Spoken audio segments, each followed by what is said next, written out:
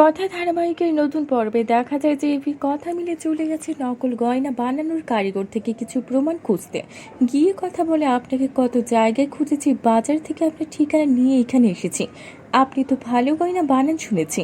তখন কারিগর বলে, হ্যাঁ তুমি ঠিক শুনেছ, একদম ঠিক জায়গায় এসেছো। তখন কথা বলে, আমাকে কিছু দেখাচ্ছে, বানিয়ে দিতে হবে।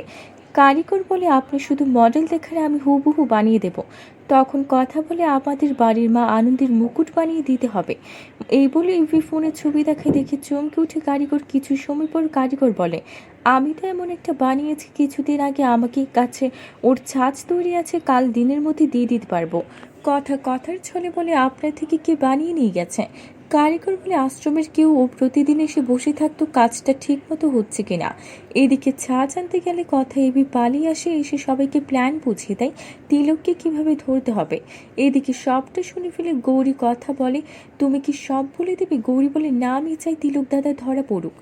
প্ল্যান মতো গৌরী নকল চুল শাড়ি এনে দেয় কথাকে। কথা মা আনন্দে সেজে তিলককে ভয় দেখালে সবটা বলে দেয় তিলক, সবটা ভিডিও করে আড়াল থেকে এভি। তো বন্ধুরা, কি হবে এবার? এক্ষুনি একটা লাইক দিয়ে এবং কমেন্ট করে জানিয়ে দাও তোমাদের মতামত। ধন্যবাদ।